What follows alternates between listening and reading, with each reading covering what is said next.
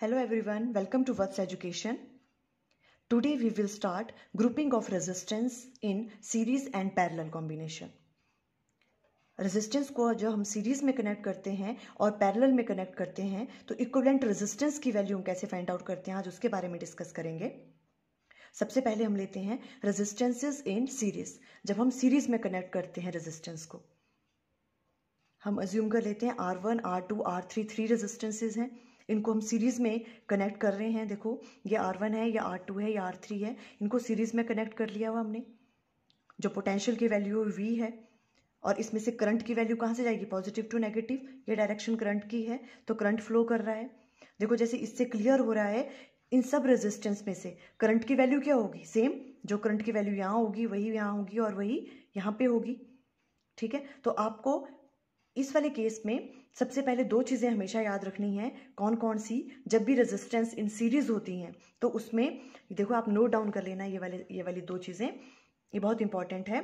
Current की value same रहती है इन सब में और पोटेंशियल की वैल्यू डिफरेंट होती है।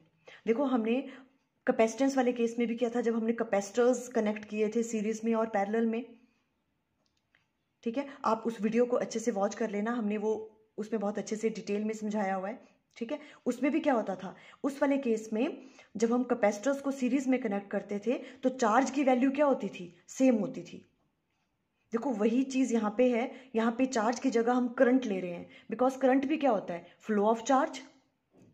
ठीक है, तो उसमें क्या होता था, उसमें चार्ज की वैल्यू सेम होती थी और यहाँ पे करंट की वैल्यू सेम होगी जब हम सीरीज में रेजिस्टेंस को कनेक्ट करेंगे। क्लियर है? और पोटेंशियल की वैल्यू क्या होगी यहाँ पे, डिफरेंट। ये चीज आपको याद रखनी है। ओके, अब देखो इसकी डेफिनेशन पे आते हैं। तो रेजिस्टेंस इन सीरीज हम कैसे कहेंगे कि रेजिस्टेंस सीरीज में है, if a number of resistance are connected end to end so that same current flows through each one of them they are said to be connected in series. जब उनमें से क्या एंड टू एंड इनको हम connect करते हैं और इनमें से करंट कैसे जाता है, सब में सेम जाता है, सेम फ्लो करता है सब में करंट, तो हम कहेंगे जो रेजिस्टेंस है वो किस में है, सीरीज में कनेक्ट है। ठीक है, ये दो चीजें आपको याद रखनी है, करंट की वैल्यू सेम होगी और पोटेंशियल की वैल्यू क्या होगी, इसमें डिफरेंट होगी। क्लियर हो गया ये? ओके, अब देखो जो नेक्स्ट स्टेप होता है, अब हमें यहां दिख रहा है ये जो पोटेंशियल की वैल्यू यहाँ पे कितनी है, V। ठीक है, ये किसके बराबर होगी, इन सब के सम के बराबर। या अलग अलग पोटेंशियल ड्रॉप हो रहा है। ठीक है, तो हम कैसे राइट डाउन कर सकते हैं, देखो जो चीज डिफरेंट होती है हम उससे स्टार्ट करते हैं। ठीक है, तो V की वैल्यू क्या है, आपको पोटेंशियल की वैल्यू क्या आ जाएगी, देखो यहाँ पे V equal to V1 plus V2 plus V3, ये इसके बराबर होगा। ठीक है, पोटेंशियल की वैल्यू डिफरेंट डिफरेंट है सब में, इसको आप फर्स्ट नाम दे दें। क्लियर है? ओके, अब देखो अगर हम V1 की वैल्यू फाइंड आउट करें तो V1 की वैल्यू क्या होती है, V इक्वल टू IR, है ना, ओम्स लॉ से। तो I की वैल्यू तो सेम है और R1 रेजिस्टेंस R1 के लिए V1 की वैल्यू आ गई और V2 की वैल्यू क्या आ जाएगी, I की वैल्यू सेम है R2 और V3 की वैल्यू क्या आ जाएगी, IR3। क्लियर है ये वाली चीज? ओके, अब हम अज्यूम कर लेते हैं if RS is the equivalent resistance of the series combination।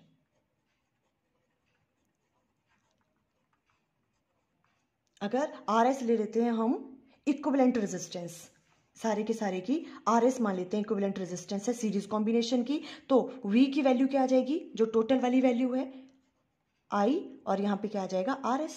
ये हम टोटल ले रहे हैं, ये अलग अलग रेजिस्टेंस की वजह से था, हमने RS मान लिया इक्विवेलेंट रेजिस्टेंस पूरे सीरीज कॉम्बिनेशन के लिए, तो ये राइट डाउन कर सकते हैं। नाउ ये सारी वैल्यू अब हम पुट कर लेंगे फर्स्ट में, हम लिख सकते हैं यहाँ पे पुटिंग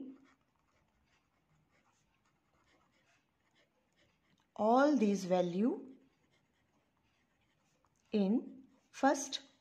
जब हम फर्स्ट में पुट करेंगे तो क्या आ जाएगा, तो V की जगह क्या आ जाएगा, IRS इक्वल टू V1 की value IR1 plus IR2 plus आई R3 हम राइट डाउन कर सकते हैं ऐसे। क्लियर है? ओके, अब देखें आई से आई ये कैंसिल हो जाएगा, सेम है, तो RS की वैल्यू किसके बराबर आ गई? R1 plus R2 plus R3। Clear है ना? ये हो गया इक्विवेलेंट रेजिस्टेंस की वैल्यू, इस तरह से फाइंड आउट करोगे आप, ये आपके पास रिजल्ट आ गया। क्लियर है? अगर अब ये तो 3 रेजिस्टर्स थे, अभी जितने मर्जी हो सकते हैं, ठीक है, तो RS की वैल्यू हम कैसे लिख सकते हैं? R1 plus R2 plus R3। अगर नंबर ऑफ रेजिस्टेंस कितनी है? N है, तो Rn आ जाएगा। ठीक है, कितनी भी रेजिस्टेंस हो। तो जब भी हम रेजिस्टेंस को सीरीज में कनेक्ट करते हैं तो जो उनकी इक्विवेलेंट रेजिस्टेंस है RS, उसकी वैल्यू क्या होती है? सिंपली हम उन रेजिस्टेंस को क्या कर देते हैं? ऐड कर देते हैं, वो इसकी इक्विवेलेंट रेजिस्टेंस आ जाएगी सीरीज कॉम्बिनेशन के लिए। क्लियर है? देखो, जब हमने कैपेसिटर्स को कनेक्ट किया था तो इससे अपोजिट रिजल्ट आता है। ठीक है, इसमें कंफ्यूज नहीं होना है, सिंपल थिंग है। उसमें कैपेसिटर्स में क्या होता था, जो यहाँ पे सीरीज वाला रिजल्ट आता था वो वहां पे पैरेलल के लिए आता है, अपोजिट हो जाते हैं वो। क्लियर है? ओके, जब रेजिस्टेंस सीरीज में होती है तो हम उनके रेजिस्टेंस को सिंपली ऐड कर देते हैं। अब हम नेक्स्ट वाला केस ले रहे हैं, रेजिस्टेंस इन पैरेलल। जब पैरेलल में रेजिस्टेंस होती है तो कैसे होता है? देखो ये R1 है या R2 है या R3 है, इनको हमने पैरेलल में कनेक्ट किया हुआ है। यहाँ पे पोटेंशियल हमने V पर अप्लाई किया। अब इस वाले केस में देखो आपको दिख रहा है, अगर करंट I यहाँ से फ्लो कर रहा है तो यहाँ पर क्या डिफरेंट करंट होगा, यहाँ पे अलग होगा, यहाँ I1 वैल्यू, I2 और I3। इस वाले केस में करंट की वैल्यू क्या हो रही है? डिफरेंट हो रही है। ठीक है, और पोटेंशियल की वैल्यू कितनी है? सेम। ठीक है, तीनों के केस में। तो इसमें भी आपको याद रखनी है चीज क्या, कि इसमें पोटेंशियल की वैल्यू क्या होती है? देखो नोट कर लेना है, ये पोटेंशियल इज सेम, इनमें पोटेंशियल की वैल्यू सेम होती है और करंट की वैल्यू क्या होती है इस केस में? डिफरेंट होती है। क्लियर है? ओके, अब इसकी अगर डेफिनेशन देनी हो तो देखो किस तरह से है। If a number of resistances are connected in between two common points so that each of them provide a separate path for current. Separate path हो रहा है करंट के लिए, देखो करंट की वैल्यू अलग अलग है, then they are said to be connected in parallel. तो उन्हें हम कहेंगे किस में कनेक्टेड है? वो पैरेलल में कनेक्टेड है। क्लियर है? आई थिंक ये तो ठीक है। और क्या बात याद रखनी है इसमें? पोटेंशियल की वैल्यू क्या होती है इसमें? सेम होती है, और करंट की वैल्यू क्या होगी इसमें? डिफरेंट होगी, जब पैरेलल में कनेक्ट करेंगे हम रेजिस्टेंस को। क्लियर? ओके, अब देखो हम स्टार्ट कर रहे हैं कैलकुलेशन। तो अब कौन सी चीज जो है यहाँ पे डिफरेंट है? करंट की वैल्यू क्या है यहाँ पे? डिफरेंट जा रही है। ठीक है, तो हम करंट से स्टार्ट करेंगे। तो करंट जो टोटल है वो किसके बराबर आ जाएगा? I1 plus I2 plus I3 के बराबर। तो देखो करंट I की वैल्यू क्या आ जाएगी यहाँ पे? I1 plus I2 plus I3, इसको आप फर्स्ट नाम दे दो। क्लियर है? ओके, अब अगर हम I1 की वैल्यू कैलकुलेट करें तो I1 क्या होता है? V इक्वल टू IR, तो I की वैल्यू क्या होगी? V divided by R। तो V पोटेंशियल की वैल्यू सेम है सब में, तो V डिवाइडेड बाय R1, और I2 की वैल्यू क्या आ जाएगी? V डिवाइडेड बाय R2, और I3 की वैल्यू क्या होगी? V divided by R3। Clear? अब यहाँ पे हम करंट को लेके चल रहे हैं, बिकॉज करंट क्या है? डिफरेंट है। क्लियर है? ओके, अब नाउ अब हम पैरेलल की बात कर रहे हैं तो हम RP लेंगे। ठीक है, equivalent resistance. If RP is the equivalent resistance of the parallel combination,